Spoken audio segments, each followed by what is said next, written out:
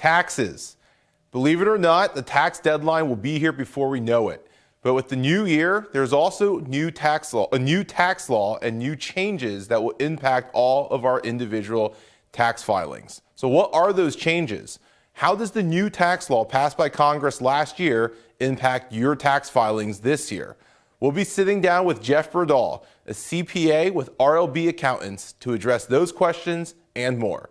All of that coming up right here, right now. I'm Sam Chen, and this is Face the Issues.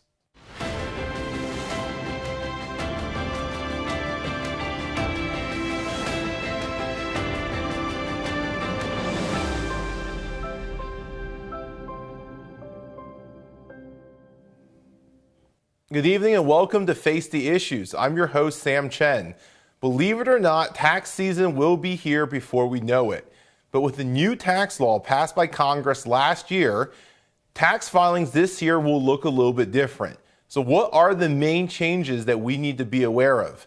I'm pleased to be joined by a CPA with RLB Accountants, Jeff Berdahl, to answer those questions here tonight. Jeff, thanks so much for taking the time and joining us. My pleasure, Sam. Absolutely. Looking forward to it. Same here. This is going to be a great conversation. As just way of background for our viewers, you've been a CPA for how long now? About 30 years. 20. Okay. I kind of lose track of it. It's a lot of years, a lot of tax seasons. And you're a shareholder with RLB Accountants. Correct. And RLB, for our viewers who don't know, RLB is one of the most well-known and respected accounting firms here in Eastern Pennsylvania. And Jeff, you're also, I know you sit on a number of other boards and you're heavily involved. And we're talking earlier, you chair the Tax and Regulatory Committee with the Chamber and a few other boards. So long story short, you've been doing this for a while. Yeah, I've been at it a while. The tax bill last year was passed by Congress and brought a lot of different changes to our tax filings. And this year's tax filings, you're hearing all over the news. A lot of people are telling individuals and families, get with your accountant because this year's tax filing is going to be a little bit different.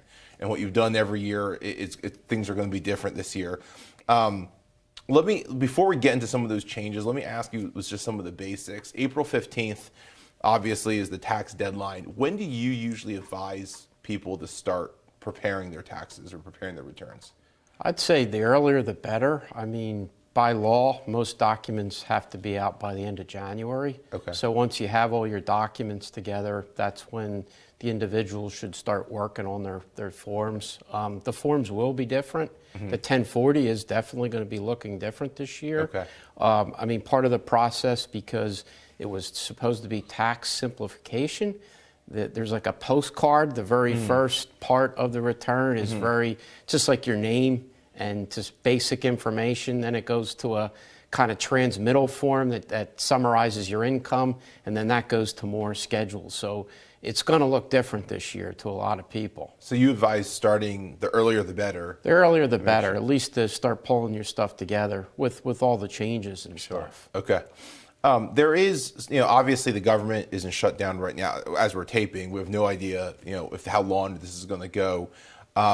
There is some concern with the IRS saying that they're already in some chaos with the IRS being affected by the shutdown. The government has said, the IRS has said that they will still be processing returns and issuing refund checks. But is there any concern, like as an accountant on your end, is there any concern that the shutdown might impact this year's tax season? Well, we would hope that all the forms get finalized, and get to the software providers so we as professionals can do our job for the clients, that there's clarity. And the other thing is, quite frankly, sometimes during tax season we need support, or our clients need support for the authorities. So that's important. Sure. But at minimum, if the refunds are going to be there, that's important. The clients will be happy for that. That's fair. Yeah. That's fair. And I think the hope is exactly what you just said, is that the IRS will be at full staff for those questions and things like that, which I think... they really should be. I mean, they're a revenue arm of the government. Not to say that we shouldn't close our museums down and things like that, but they're in the business of minding the revenue and the treasury for the United States. Right. That's a good point. That is a good point. A lot of taxpayers, and I know you and I have talked about this in the past, a lot of taxpayers receive very, very large refund checks. And I see it every day where people will talk about the refund check and they use it to kind of meet their budget. And they plan and have all these plans and either to spend it on a vacation or to spend it to meet bills. But there's also a theory, a philosophy here that you don't want a vastly large refund check. Because that means you're withholding too much. Could you explain that a little bit and the logic behind that? Yeah, I mean, this year a lot of people might actually see, it's going to be very hard to determine because, the tables were adjusted for the new law, but the rates went down. Right. So some people might see refunds that they normally weren't expecting if they weren't adjusted properly. But in a normal year without tax law changes, you should adjust your withholdings properly so you do not receive, a large refund. Now, if you get a couple $100 or that's fine, but if you're receiving thousands of dollars, that money could be in your pocket, during the year and could be invested, could be used for other purposes, could be helping with family bills, with college tuition, etc. Then kind of just having a planned, we're going to use it for vacation, or something like that, spontaneously. Right. So when you adjust your withholdings, if you get a smaller refund, you're not actually getting less money per se. It's that you've overpaid your taxes. If your refund's large, you've overpaid too much in taxes. You've overpaid. I mean, some of it has maybe your tax is less than you thought, but in general, withholding is what's withheld. So if your withholding is too high, you should adjust it. You should sit down with your accountant or your advisor and try to get it as close as possible to break even. Yeah, I mean, there might be some reasons that, you might owe money if you have an unusual transaction or something like that. But in a normal year, that's probably the best thing to do. There is the W-4 out that kind of walks you through your withholdings and stuff like that. So you ultimately have more money in your pocket during the year then, like you said, as opposed to waiting for... Correct, yeah. Versus having $5,000, on April, when you get it, say April 30th, you'd have 500 divided by 12, say $400 a month to put towards your family budget. Right. Or maybe even invest. Sure. If you're saving that money and you're putting that money away each month, you're kind of dollar cost averaging. Right. Because if you wait to one point in time to go into the markets, you might be buying at a high or a low type price. And that's growing then during the year, where otherwise you're just leaving it with Uncle Sam. Correct. All right, that's a good point. One of the questions that I hear from time to time is the ever feared term audit. And we hear about businesses getting audited. Now we hear a lot of times with government audits. Do individuals and families ever get audited? Is that a fear that they should have? They do. I mean, it's a very, very small percentage. I mean, a lot of it just depends on your income level, or sometimes they have programs in certain areas, or they're targeting certain industries or certain professionals that they want to gather data on. Okay. And because that's how they set their audit kind of standards. But generally, an individual wage earner and stuff that has a pretty simple return, the return is kind of self-policed anyhow. And the way with the tax law changes now, and there's less of itemized deductions and things, there's really not a lot of areas that aren't self-reported that the government is already looking for on the return that you should have on the return. Okay. More than many times what happens is the individuals will get a notice or like a desk audit, like there'll be a matching issue. Okay. Like in other words, the IRS will have a higher amount of income than you've reported, or that type of thing, and now you have to kind of reconcile it. And that's not really like they send an auditor out, but that's kind of something you need to respond to yourself or retain a professional to help you. Is that how often does that happen? Is that a common situation? Or? It definitely happens if there's mismatching. Okay. Like, so in other words, if they received more in the way of income or interest or whatever, and you didn't report it all, a lot of it's in the income area. Sure. Not as much on the deduction area, but it's in the income area. You might have forgotten 1099 or a new one went out and you put the old one on the return or that kind of thing. So as long as your W-2s, your 1099s match what you're reporting, you should be okay. You should be fine. But occasionally people forget or one comes in late and they already filed or what have you. Let me ask about that. Mistakes, I mean, we all make them.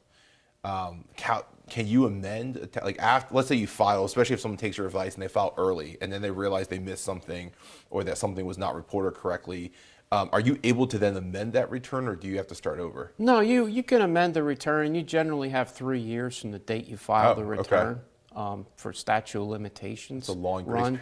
So it's a pretty nice grace period. And it's really not that complicated to do and not that involved.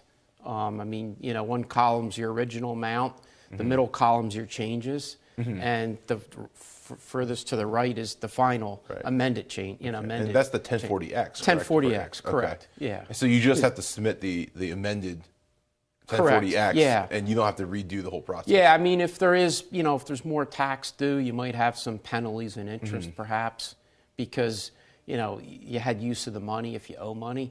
And oftentimes you might even get money back. They'd pay interest on it. Oh, you know, at the treasury rates. Sure. So, yeah. Okay.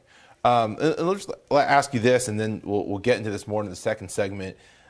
New tax bill coming. What are some of the biggest changes that you're seeing that families should be aware of? I mean, the biggest thing are the tax rates. I mean, there's still 7 brackets, but the rates are lower, and the thresholds, like, you know, between income levels are wider. So they are more generous. There are a lot of changes on itemized deductions, personal exemptions. Those are really the biggest changes. Okay, and that's why you're suggesting people get started early this year. Exactly. Yeah. Okay. Yeah. All right. Thank you, Jeff. Oh, you're welcome.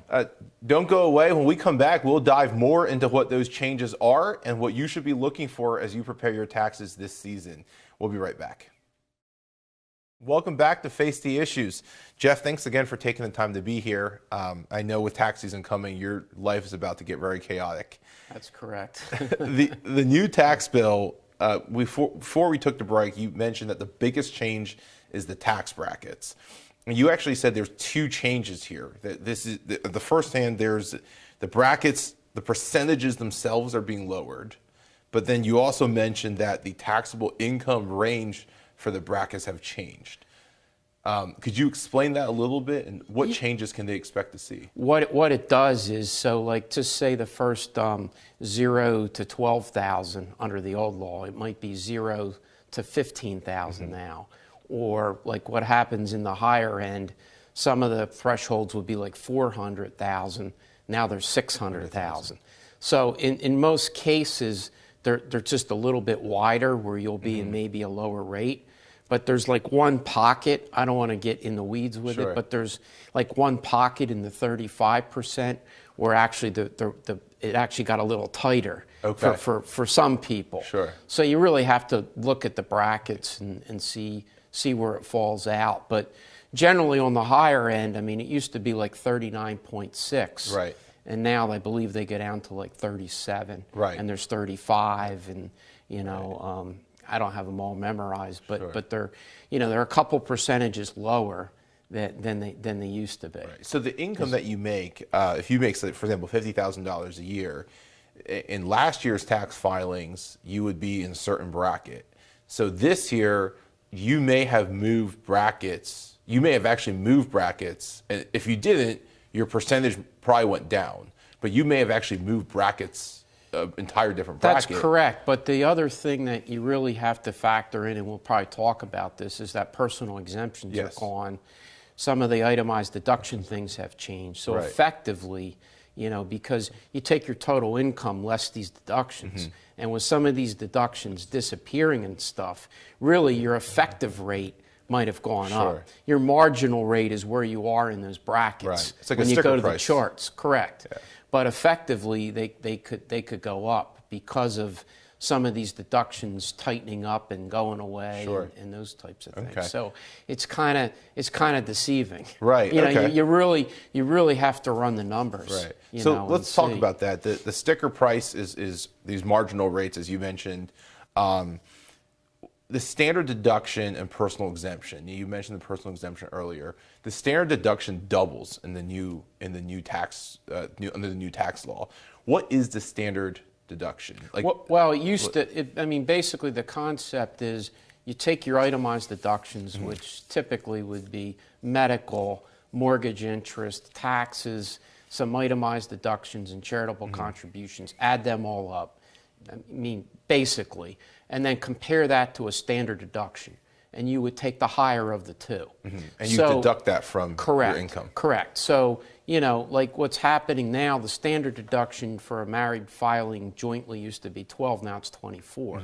And it's like half that for single. Sure. For From single. 6 to 12. Correct. So what basically is happening is there's certain areas in the itemized deductions that are going away or are being more limited. Okay. So what will happen now is that people might not have enough in itemized deductions, so they'll get the standard deduction. Okay. So, it just depends. Okay.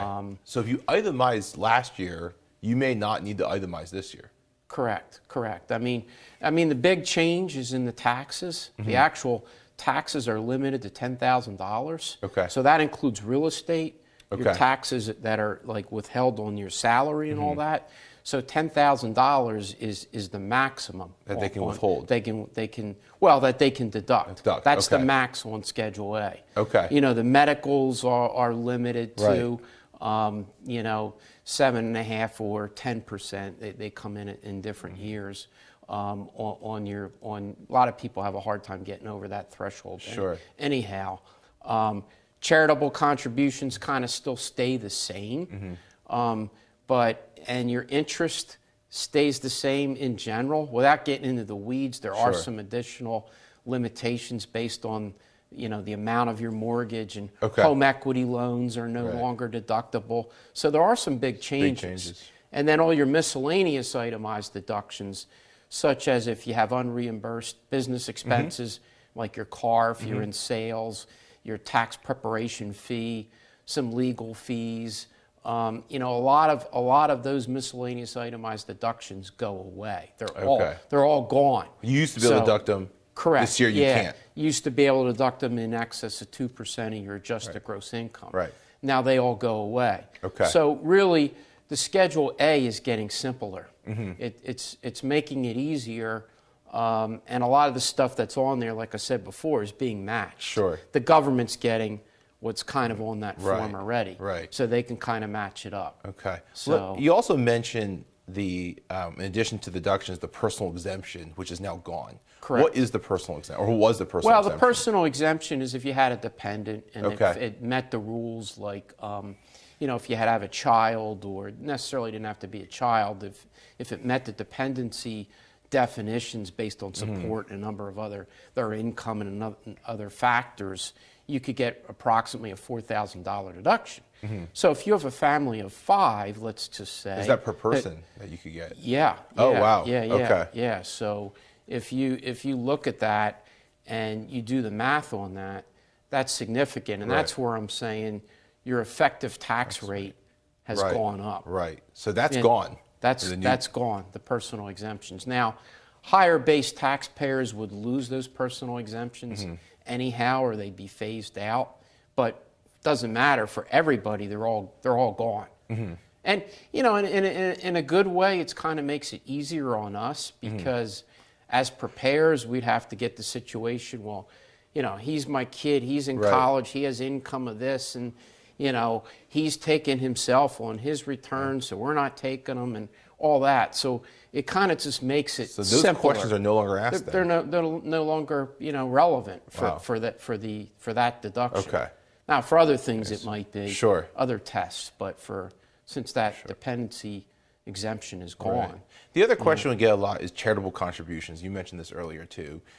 They're still deductible, right? To a certain extent. Correct. What's the big change? They actually used to be up to 50% of your income. Now it goes up to 60. So it goes up. It goes up. So in other words, if you make $100,000, you couldn't do more than $50,000. Now it's $60,000. Okay. But not many people give out 60% of their 60% of their income. But it could happen if somebody has a bad loss year or what Okay. have you. So the charitable is still there. I mean, they talked about taking it away, but I think it was important that they kept it in. And I really don't think it's going to change the mindset of people's giving. Okay. Because if people are going to give, they're going to give anyhow. Sure. And there are other planned giving ways to, beyond the scope of this discussion that people could maybe use to help still get a deduction and maximize the effectiveness of, Right. of charitable contributions. Right. Efficiency of it. The other thing, and you mentioned a number of different deductions that were disappearing. But one of the taxes or the fees that's disappearing is the Affordable Care Act's penalty for the individual mandate, which is gone. But I understand that is, while it passed in last year's tax bill, that penalty, the not being assessed, won't take place until next year. That's correct. Yeah, it's still Okay. in force for 18. For this year. Yeah, so I was on the phone with a client today, and he has a non-ACA plan. So if you have a non-ACA mandated plan, you're supposed to pay, the penalty, and it's Right. based on your income, and it could be several $1,000s. Right. So, apparently they're going to still enforce it, that what we know at this point, unless they would change it, and then it goes away in 19. And then there's a few others. I mean, you mentioned the estate tax exemption, the child tax credit, things like that. Some of those have gone up, some of those have gone down. Large picture speaking, where do you are you seeing most families or individuals, do they come out better under this new tax law, or are we looking at it having a more negative impact? I mean, it's kind of early to tell because everybody's situation's different, but I know we ran a lot of numbers last year for clients on what we expect their tax liability to be under the new law, and a lot of them were significantly less. Okay. And a lot of those were business owners that we were running those for, because there are some provisions in there. There's a qualified business deduction that's new. That is really going to be beneficial. The other important point, to bring out is these tax rates are only into 2026. Correct. And then they sunset. So Right. before you know it and before they figure this all out, it's almost going to be over unless they extend it. Now, some of the business provisions are permanent, Right. as where the individuals are going to sunset. Right. Okay. So, Okay. I mean, the child care credits and things are more, they're more generous in the sense that the income thresholds have been increased. It used to be that they were lower, and now so they're more significant. So more people will, I think it's 18 and under, or age 18, that they will qualify for the child credit. Okay. I mean, we didn't see it in our practice that much, but I think we'll see it more now because Sure. the income thresholds are more generous. Okay. That Absolutely. Would make sense. That would Yeah. make sense. So at the end of the day, tax liability is what you want to look at. Correct. To figure out what your taxes will be and how this bill will benefit or impact you. Yeah, I mean, the other big thing they took away, too, is they took away alternative minimum tax. There's regular tax, and then you would calculate your tax on an alternative minimum tax basis, and you'd pay the higher of the two. Now, that alternative minimum tax is kind of still around, but they've indexed, Sure. some of the thresholds and things there as well. We could talk about this all day. Yeah. Don't go away. We'll be right back. Welcome back to Face the Issues. Jeff, thanks again for taking your time to be here. Obviously, it's a big issue. We could talk about this all day. Let me ask you something a little bit more personal. Outside of your work as an accountant, which I know takes a lot of your time, especially during tax season, you're heavily involved with a number of different nonprofits and the chamber and charities like that. You've been invested in the Valley for a long time. When you kind of look at the Valley as a whole over all these years, how have you seen it grow, and what's your prediction for where it goes economically in the future? I think it's really an exciting time for the Lehigh Valley. I mean, I've been up here 30 plus years. I went to college here, decided to raise a family here. And, back even when I went to college, it was a lot different. It was a lot more rural area, and the cities weren't developed and all that. And everything that's going on with the redevelopment here and the unity. I think the thing, the Lehigh Valley finally sees itself as a region. Sure. As, you know, Philadelphia, you have Delaware Valley. Well, we're the Lehigh Valley. Not that you separate Easton from Allentown and Bethlehem. We're one region together on the map, Right. which is great, you Right. know, to have. And it's a great community to raise a family, and a lot of good colleges and schools and activities and cultural events. It's spectacular. It's a great area. And you went to one of those schools, Muhlenberg College, correct? That's correct. Yeah, and I know your son went there as well, and you have a wonderful family that I've come to know over the years, which I know is your prized accomplishment in life. It is. It is. That's great, Jeff. Thank you again for taking the time. My pleasure. I appreciate it. That is all the time we have tonight. Thank you so much for tuning in, and hopefully we cleared up some of your questions about this very complicated issue. You can continue this conversation online. Send us your questions. Just use the hashtag #FaceTheIssues. I'm Sam Channel on behalf of all of us here at Face the Issues. Thank you and good night.